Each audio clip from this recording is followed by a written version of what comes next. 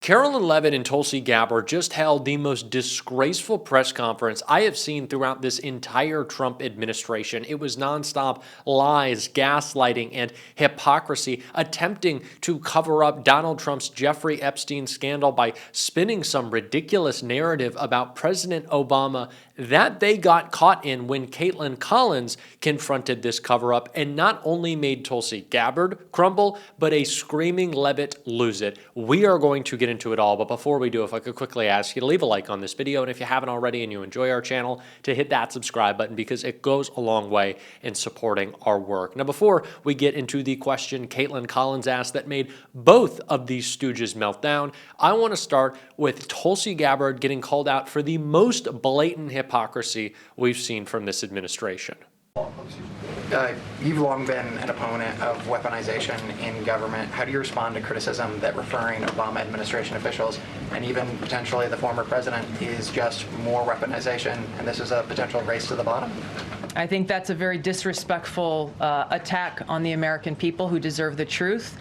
They deserve to have faith and trust in the integrity of our democratic republic, which has been undermined by President Obama through his direction of this manufactured fake intelligence document, knowing that it was filled with lies and knowing that it would and could then be used for all of the actions that came after. Carolyn, and I would just add, there needs to be accountability for that weaponization, Phil, that we've seen. And no one has been a victim of the weaponized government more than President Trump, not just because of this political scandal. You all recall his house was raided.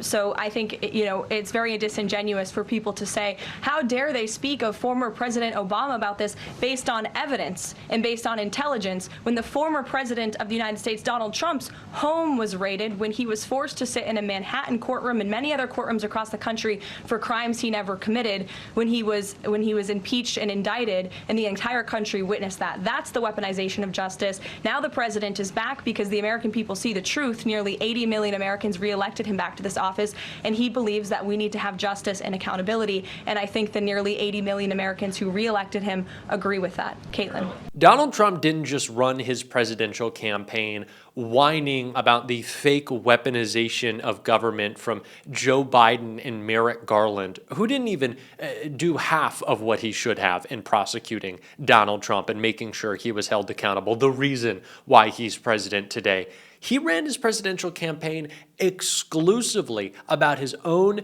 petty personal grievance. Oh no, the FBI came to my home because I'm hiding classified documents, breaking the law. And now you want to say that the government's being weaponized against you when, for phony made-up reasons simply created to cover your ass, you're now attacking President Obama a decade after this made-up scenario? It is disgraceful, and there's a reason why it's happening, of course, to cover for Trump's Epstein scandal. And before we get to the Caitlin Collins question, I want to start with the first of many Epstein questions.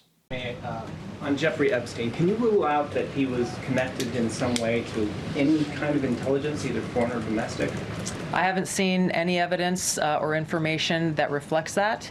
If anything comes before me that changes that in any way, support the president's statement loud and clear. If any credible evidence comes forward, he wants the American people to see it.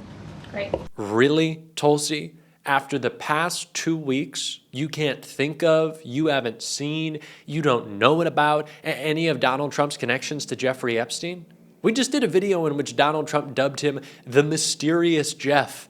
My best friend, the Mysterious Jeff. It's not a mystery how much he loves young women. Like, that's what Trump said. And countless photos, videos. They essentially got matching best friend tattoos of we're pedos. Are you serious? You don't know anything about these two? Of course you do. It's the only reason, besides the fact that you're already in hot water with Trump, that you're covering for him right now. And Caitlin Collins asked that of Gabbard, and it led to a meltdown from both her and Carolyn Leavitt. Two questions for Director Gabbard just on this. Director Gabbard, you referenced the past intelligence reports and assessments on this, including that 2017 one that was signed off, as Ed noted, by every Republican on the Senate intelligence community, including the acting chair of the time, now Secretary of State Marco Rubio, who said in a statement that they did not find any evidence of Russian collusion, but they did find, however, is very troubling, and they found irrefutable evidence of Russian meddling. One, are you saying that he's wrong in that statement that he made then? And secondly, what would you say to people who believe that you're only releasing these documents now to improve your standing with the president after he said that your intelligence assessments were wrong? Well, first, I want to correct something that you stated, which was citing the Senate Intelligence Committee's report as being one and the same. I think you said the intelligence community. The Senate Intelligence Committee has a very different function than the Office of the Director of National Intelligence. The evidence and the intelligence that has been declassified and released is irrefutable. I'm going to let Caroline speak to Secretary Rubio. I'll speak to both questions. First, on Secretary Rubio, he put out a statement in 2020 following that Senate Intelligence Committee report, and he said what they found is troubling. We found irrefutable evidence of Russian meddling, which the Director of National Intelligence just confirmed for all of you, that Russia was trying to sow distrust and chaos. But what's the outrage in this that Secretary Rubio did not say at the time, the Democrats were saying at the time, is the fact that the intelligence community was concocting this narrative that the president colluded with the Russians, that the president's son was holding secret meetings with the Russians, all of these lies that were never true. And he also said at that time, we discovered deeply troubling actions taken by the FBI under Comey, particularly their acceptance and willingness to rely on the Steele dossier without verifying its methodology or sourcing. The Steele dossier that many outlets in this room ran as the gospel truth, and it was cooked up and paid for by the Clinton campaign.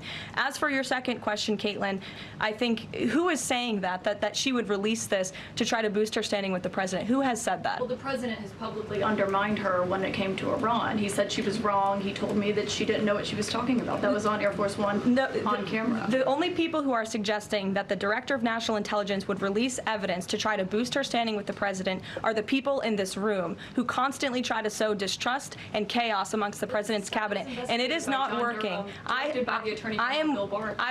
will just answer your question directly. I am with the President of the United States every day. He has the utmost confidence in Director Gabbard. He always has. He continues to. And that is true of his entire cabinet, who is all working as one team to deliver on the promises this president made. Does anyone else have questions for Director Gabbard? And then we'll turn it over. The fact that Carolyn Leavitt thinks she can get on her high horse and take that tone with Caitlin Collins asking a simple and straightforward question, a truthful question about whether or not Tulsi Gabbard is creating this conspiracy, weaponizing the government against President Obama because Trump is pissed at her over Iran, or because he's trying to cover up his Epstein scandal, or if it's a mix of both. It's really a mix of both.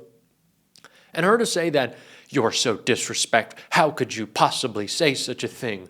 Maybe because of all of the lies that have come out of this administration, Caitlin Collins feels pretty comfortable saying that. Have you not considered that? She's like yelling and melting down. This is such an embarrassment of an administration more than anything, especially when the very principle that Donald Trump has based all of his criminal action on would get President Obama out of whatever they're claiming. You'll see what I'm talking about. It's this question right here. Maybe either for you or Caroline. The president said yesterday that Obama committed treason. Do you or the White House believe that the Supreme Court's immunity decision protects Obama from prosecution? Look, I can speak to the president's feelings on this matter. He spoke to all of you yesterday in the Oval Office, but I also spoke to him about this morning. And he wants to see all those who perpetuated this fraud against our country, who betrayed our country and the Constitution, to be thoroughly investigated and held accountable. And it's been 10 years of this. And I would just add, based on everything the director has said and declassified, all of you in this room should go through it and take a look at this report and review the intelligence, because unfortunately that hasn't happened. And many of the people who perpetuated this hoax, Clapper, Andy McCabe, James Comey, and many others, have been hired by major networks in this room to go on television and continue to spew these lies. So presidential immunity applies to everything Donald Trump has ever done or thought or said or believed or acted on, but not Barack Obama. Again, I don't want to feel any sympathy or feel bad for the MAGA voters. I don't. I'm just saying, like, imagine being a MAGA voter and Donald Trump promising you the Epstein files for years, and he's like, we're going to get the elites, and then they pivot to like, actually, we're going to arrest Barack Obama, and like having to believe that, it's not happening. They're not going to do it. Like, these people are just such a joke. Nothing that they say can hold any water like this claim right here. John. Thanks, Caroline. Thanks, Director Gabbard. You declassified these documents, if I'm not mistaken, Friday of last week, correct? We released them on Friday of last week, the first tranche, yes. This isn't the first time that President Trump has been president of the United States. He was president from 2017 to 2021. Couldn't the prior DNI under President Trump have declassified these documents? And why didn't that DNI do that at that time? I can't speak to what happened there. There were several DNIs under the first Trump administration. President Trump faced many challenges from those who were working in the government who sought to undermine his presidency. Trump was already president. Do we not remember that? Do we not remember the failure? Do we not remember the million people dead? He had the opportunity. That's the funny thing about Republicans saying, well, why didn't Biden declassify the Epstein files? One, you weren't asking. Two, he, under his presidency, saw the successful prosecution of Ghislaine Maxwell. I think we can tick that off as a win on the domestic agenda. But Donald Trump was also president as well.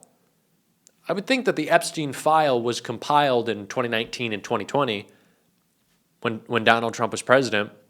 He gave his buddies some pardons going out the door. Couldn't have released the files? No? Okay.